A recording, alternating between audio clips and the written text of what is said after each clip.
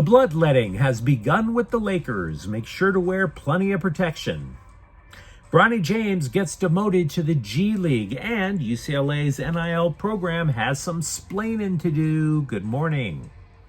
I'm James. And this is your daily dose of sports and snark for the greatest sports city in the world, Los Angeles. This is the faithful Angelenos morning report. It is November 21st, 2025. Still on the road, loathing every moment of it. But hey, do you like being in the know about LA sports? Well, if you do, clickety-clack the like button. Clickety-clack the subscribe button. There's a notification bell. Hit that. It'll let you know when we drop an update. Sharing is caring. Let people know we exist. And by all means, comment. Now, before we go through the news and notes, we have a look at the scoreboard, starting with Orlando 129, Clippers 101. James Harden scored 31 points. Ivica Zubac grabbed 19 rebounds. Up north, San Jose 4, Kings 3 in a shootout. Anze Kopitar with a goal and an assist. USC basketball 107, Troy 106 in 3 overtimes. It took you guys 3 overtimes to take out a school that I didn't even know had a Division I basketball program. This is one of the reasons why you want to be kind of excited about the so-called must bus. And then you see the score and you're like, nah, not going to go along. Chad Baker-Mazaro scored 34 points, by the way. Meanwhile, today, Presbyterian is at 19th ranked UCLA basketball at 7:30. The mighty Presbyterians. They are called the Presbyterian Blue Hose. I bleep you not. They called their team the Blue Hose. Matching their pair of blue. Hey-o. And, of course, Boston's at the Kings at 7:30. The Kings are 1-4-2 at home. Let's get to the news and give me a little bit of space on this because there's a ton to unpack with this.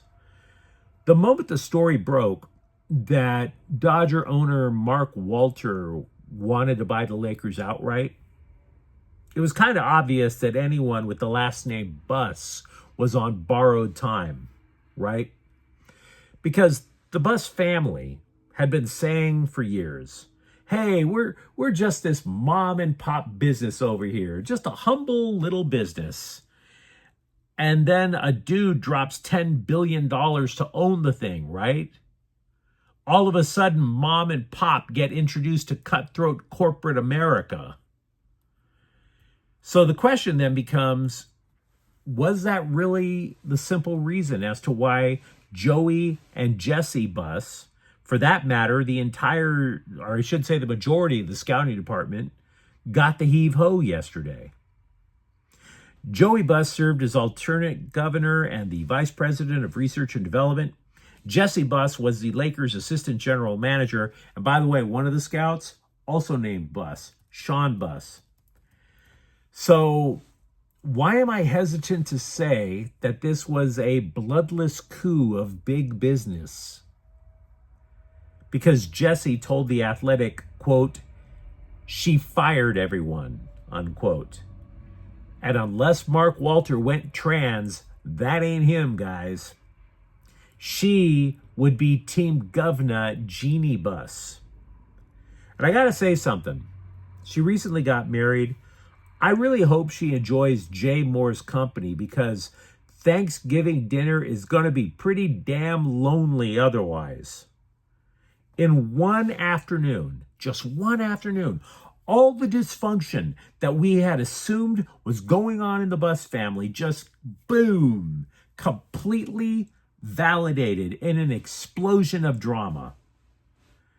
For the holidays, guys, seriously, hug your brother and sister and thank God that your sibling rivalry didn't extend into your freaking 60s.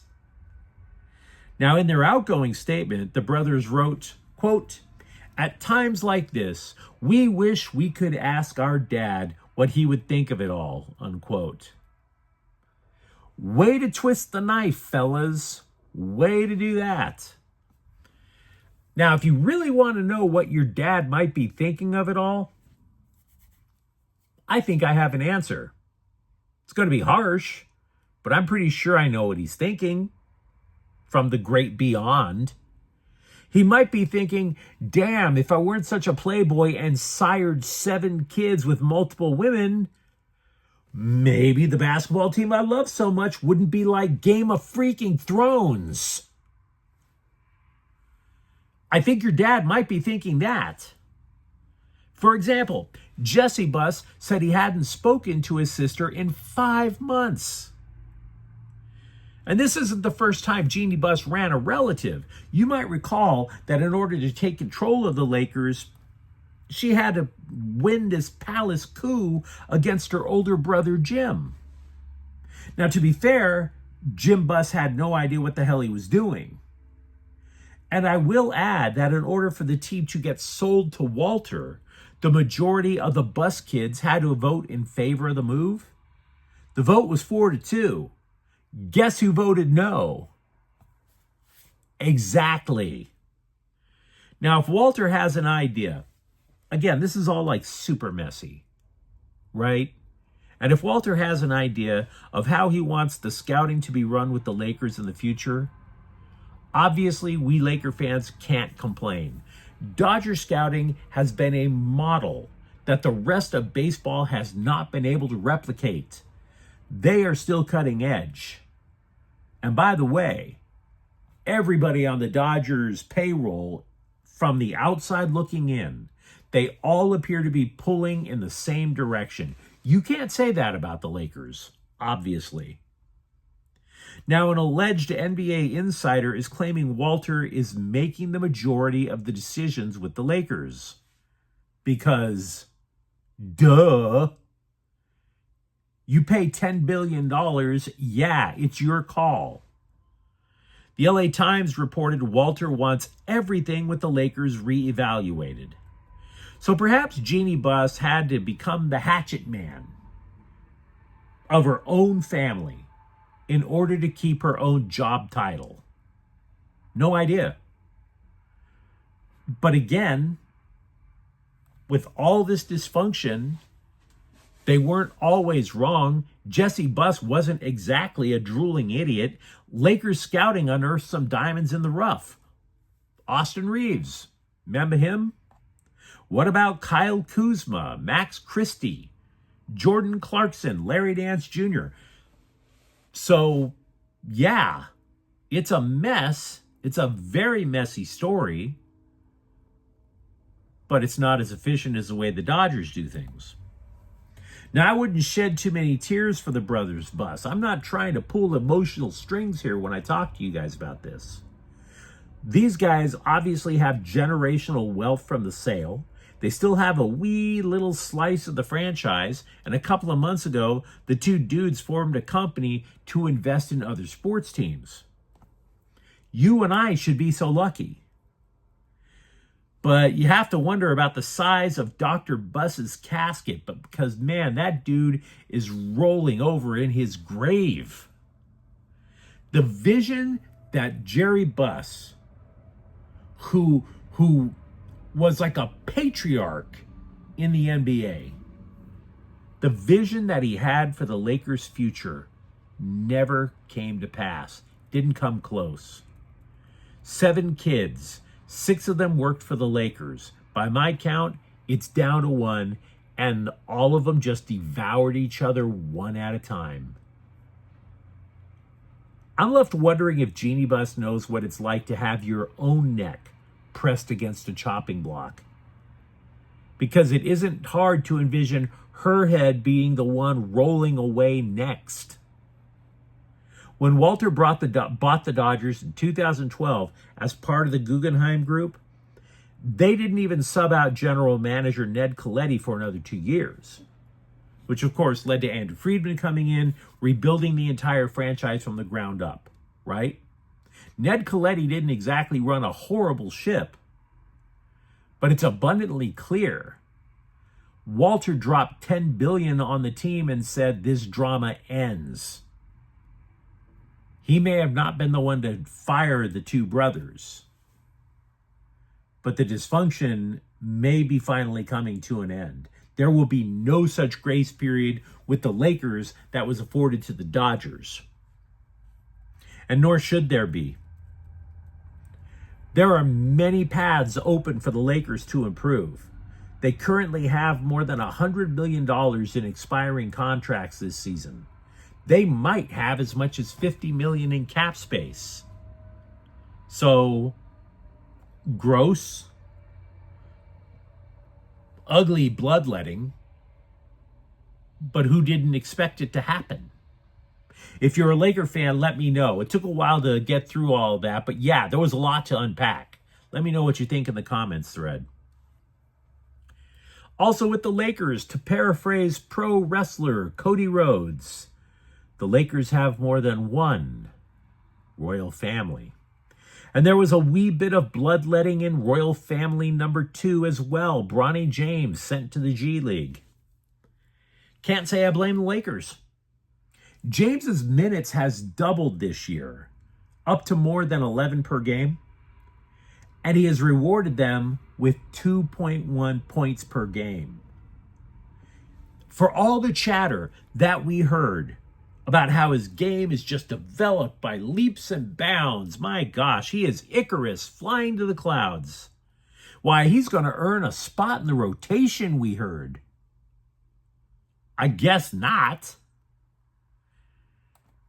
And by the way, going back to the previous story, you can clown the Bus brothers all you want. They found Austin Reeves. They damn sure didn't say, oh yeah, we discovered Bronny James.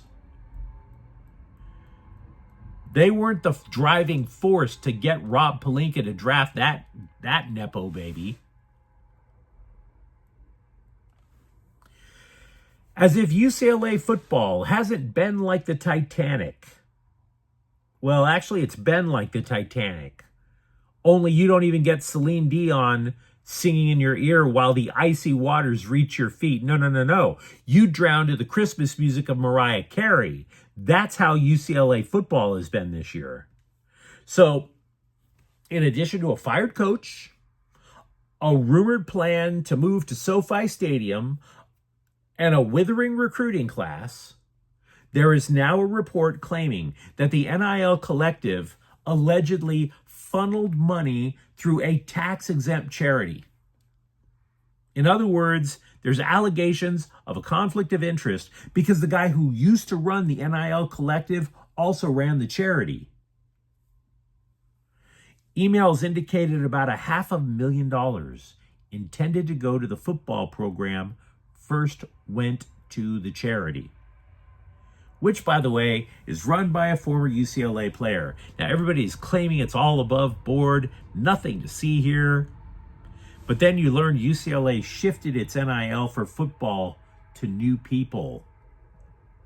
Gee, doesn't look sketch at all, does it? Also with UCLA football, there's always going to be something for LA Times columnist Bill Plaschke to shed crocodile tears over. So he wagged his chubby digit at UCLA for wanting to leave the Rose Bowl. And we've detailed on this channel that there are many legitimate reasons why the Bruins would want to go. But one thing that Plaschke wrote conflicts with something that I said. I argued that the Rose Bowl is a dilapidated 100-plus-year-old rat trap, and Pasadena hasn't upgraded the place. Plaschke is arguing, no. Pasadena did upgrade the place. Quote, the Terry Donahue Pavilion is magnificent. Of course, what Captain Emo never bothers to add is the Terry Donahue Pavilion is the press box. In other words, Bill Plaschke's primary concern is his own comfort. 5-star accommodations in a reporter's press box. Not your comfort. While you pay money, he gets to sit in 5-star accommodations, he gets fed, he gets state-of-the-art everything. You sit in bleacher seating, you stand in ridiculous lines for a hot dog, and you take a leak in a stank bathroom, and then you wait an hour or so to try to leave. Bill Plaschke's comfort takes precedence. That's why he's against the move. And then he goes and says that UCLA is being selfish. Make it make sense. But you let me know what you think in the comments thread. Talk to me about what you think of this Laker bloodletting. For that matter, Bronny James in the G League. Is it about time? And if you enjoyed this update, don't forget to subscribe to Faithful Angelenos. We're talking LA sports every single day here. Thank you for watching. I'm James, and we'll be back tomorrow. Faithful Angelenos is a Kian Corte El Queso production. Take care.